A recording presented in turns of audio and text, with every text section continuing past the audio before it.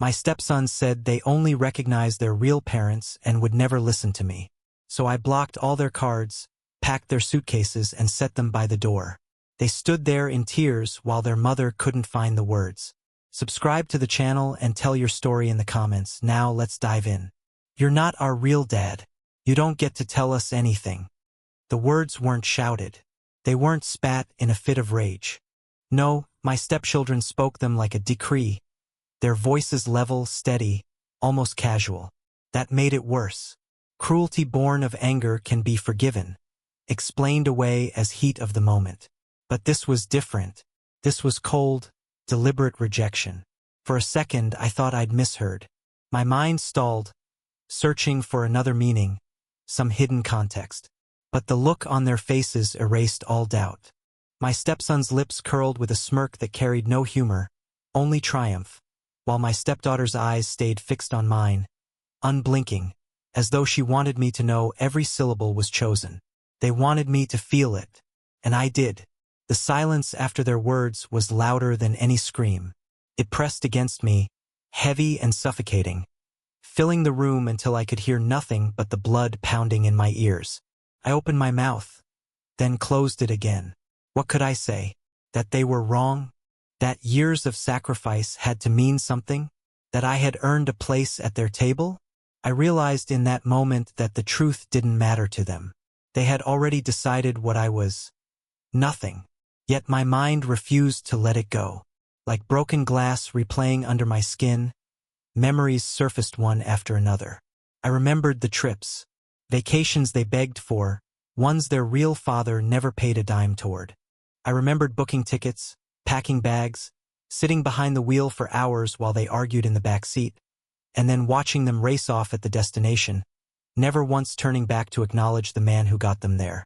I remembered the school fees, the checks signed, the late-night online payments.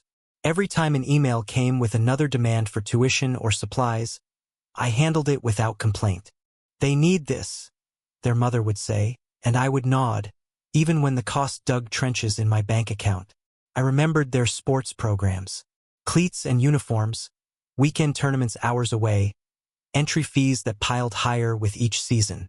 I remembered standing in bleachers soaked with rain, clapping, cheering, while the other parents wrapped arms around their kids. Mine never once looked to see if I was watching. They assumed I would be there, like gravity, unnoticed until gone. I remembered sitting cross-legged on the floor, bent over homework I barely understood, trying to explain algebra with patience while exhaustion dragged at my eyelids. I remembered buying the laptop one of them demanded. All my friends have better ones. Though it cost me 3 months of careful budgeting. I remembered late nights fixing their broken bikes, patching tires, tightening chains, while they slept inside. All of it. Years of labor, time, and money, given freely. And now, standing there, I heard the verdict. You're not our real dad. You don't get to tell us anything. That was what I was worth to them. The anger came later. At first, what I felt was hollowness. The floor seemed to sink under me, the walls pressing closer. I could hear the clock ticking in the kitchen, each second mocking me, marking time wasted on children who had just declared me a stranger. My throat tightened, and for a moment I thought I might break in front of them. But I didn't. I stood silent, because silence was all I had left. I looked at their faces. Neither flinched, neither looked away. They had spoken their truth, and they were proud of it. My wife wasn't there to hear it. Perhaps that was why they felt bold enough to say it now. They wanted to wound me in private, where no one else could challenge their words. And wound me they did. Inside, something split. It wasn't sudden rage, not yet.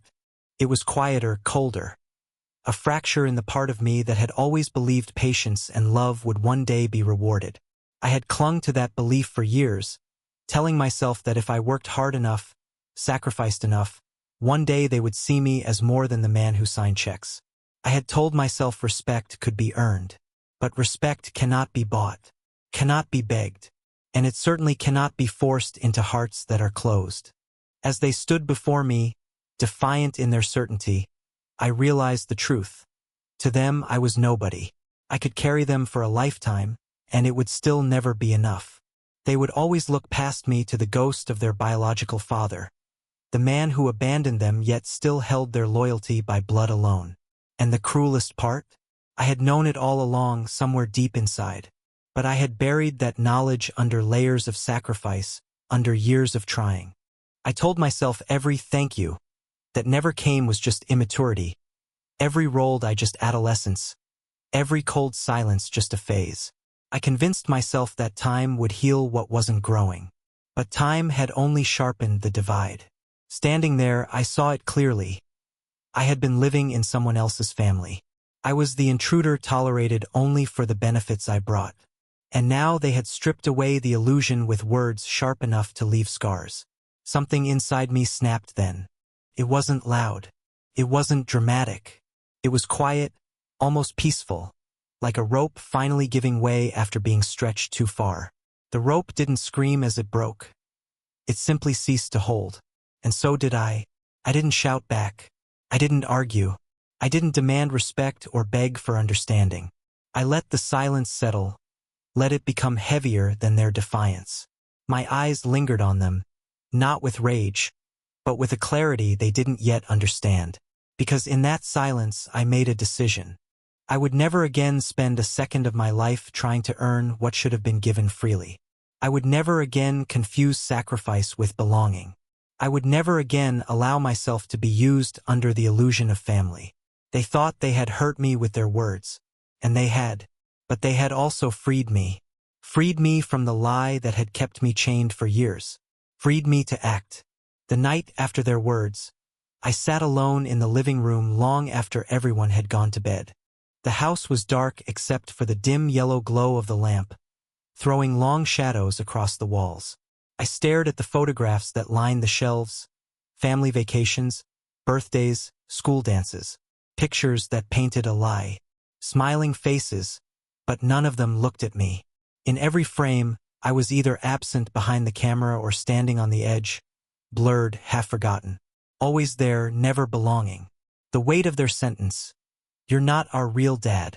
You don't get to tell us anything," still echoed in the room like an accusation. I could almost hear it bouncing from wall to wall, mocking me.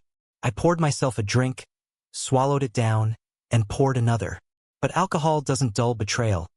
It sharpens it, strips away the excuses, leaves you face to face with the truth you've been trying to ignore. And the truth was this. I had been living a lie.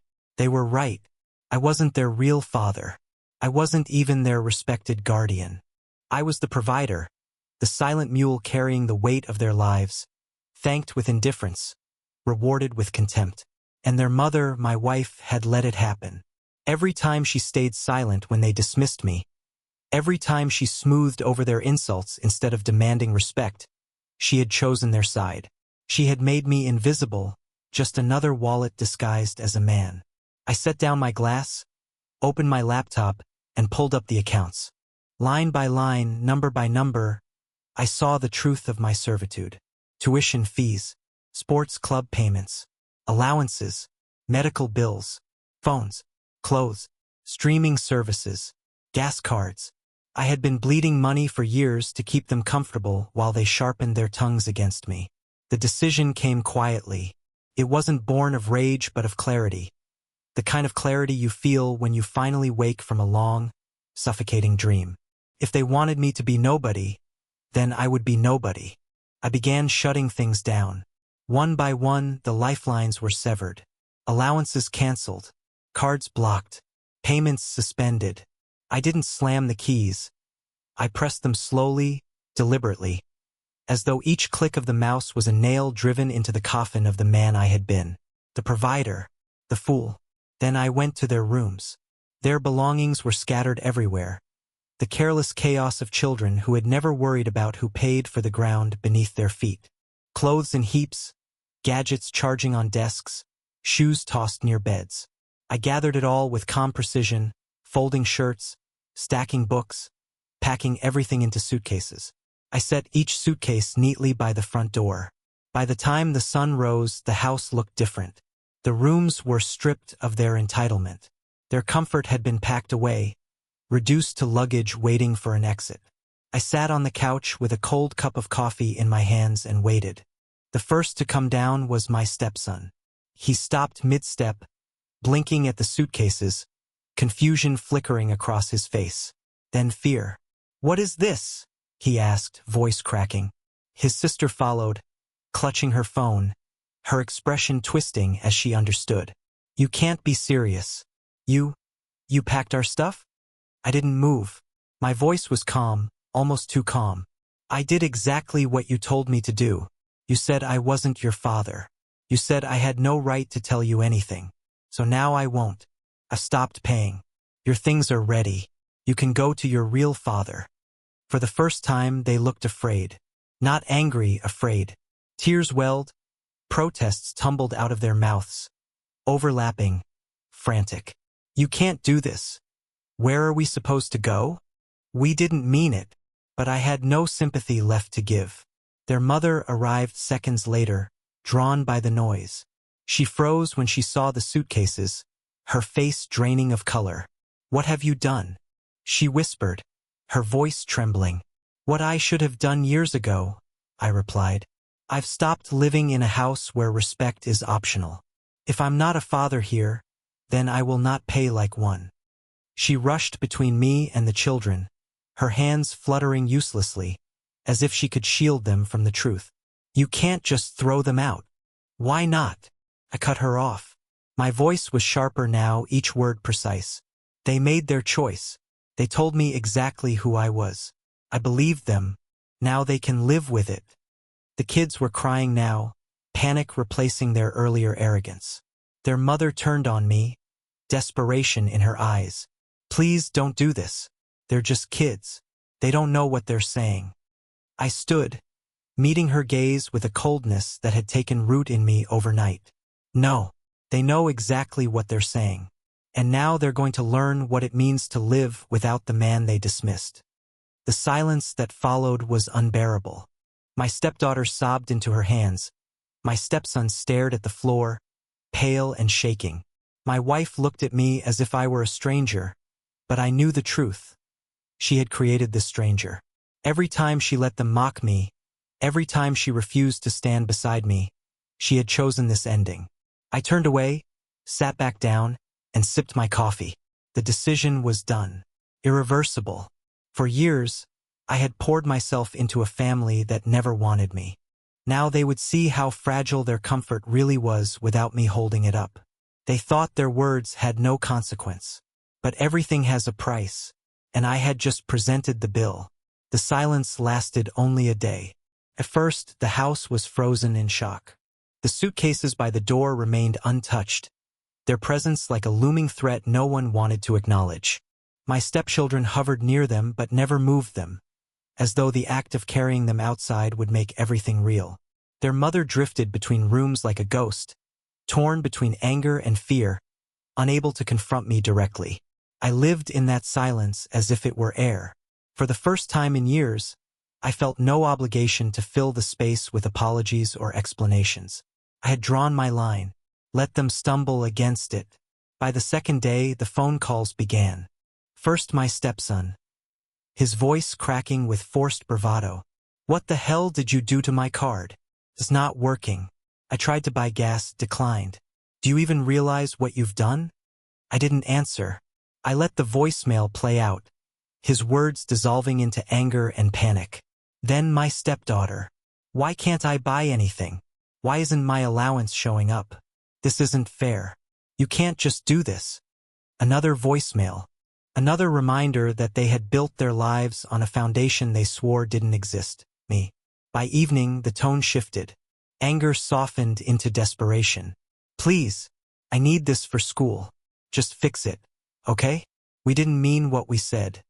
But I knew better. They meant it when it cost them nothing." Now that the bill had arrived, regret had suddenly become convenient. I deleted the messages. On the third day, their mother confronted me in the kitchen.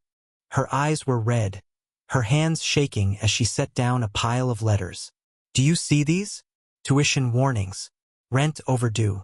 They're just kids, you can't throw them into this." I looked at her, calm as ever. "I didn't throw them into anything. They climbed out of my life on their own.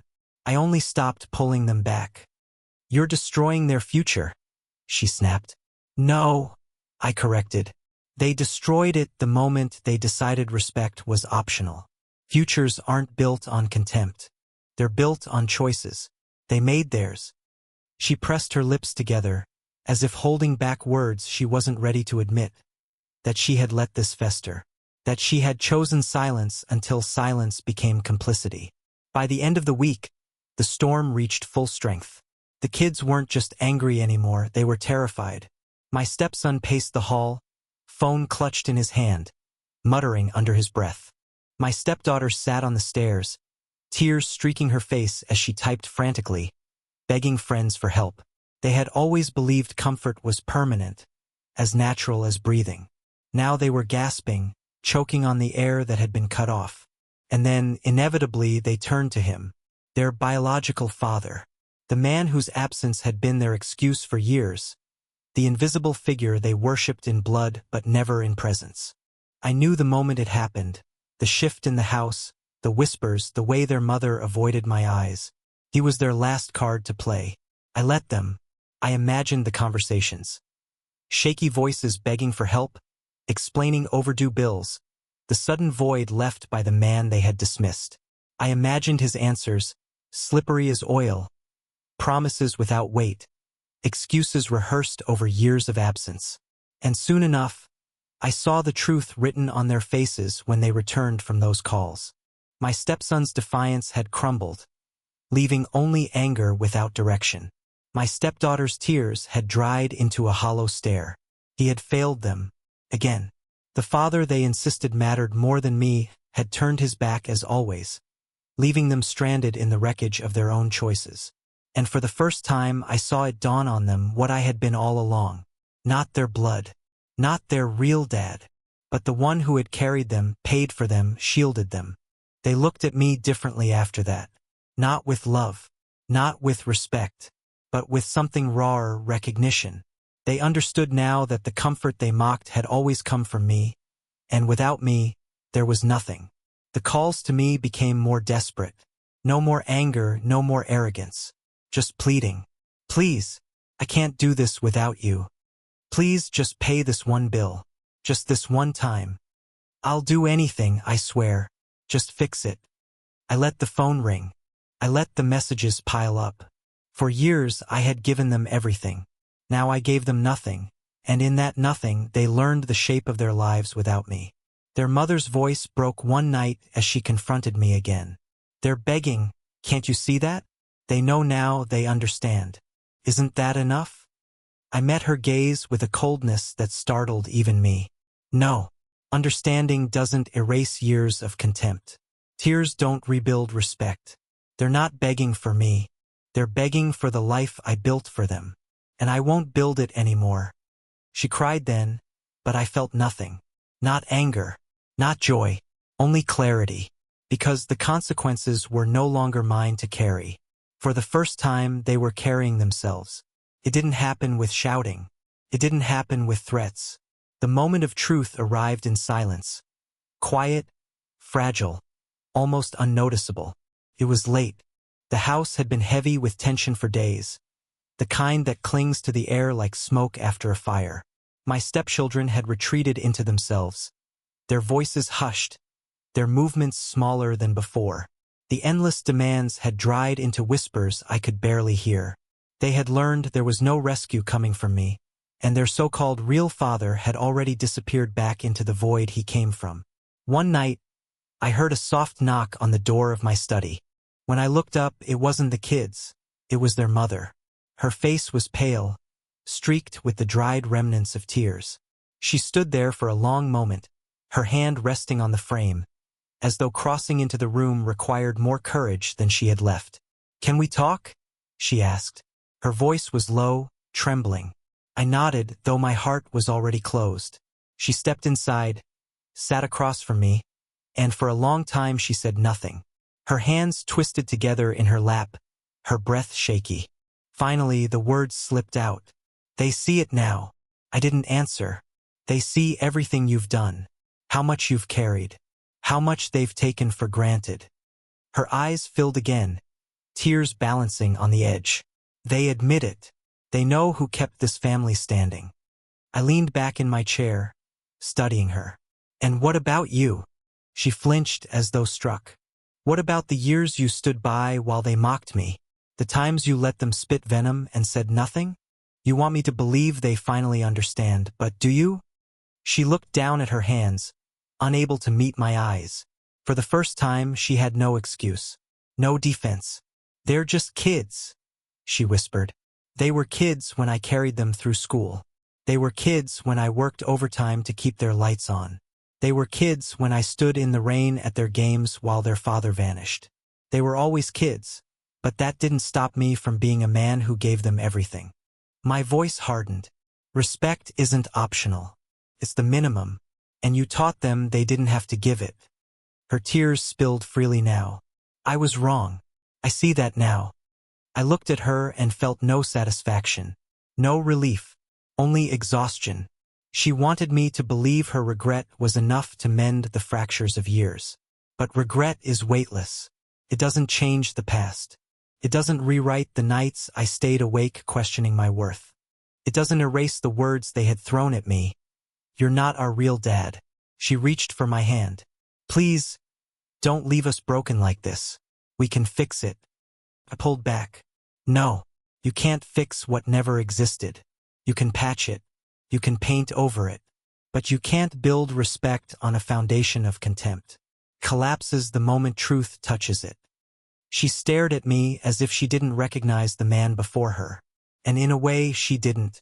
The man she had known was patient, forgiving, willing to bleed himself dry for scraps of acknowledgement. That man was gone. I stood, walked to the window, and looked out at the night pressing against the glass. The house behind me was silent except for her muffled sobs. And in that silence, I finally saw the truth with clarity sharper than any knife. Respect cannot be begged, cannot be bargained for, can only be given freely or lost forever.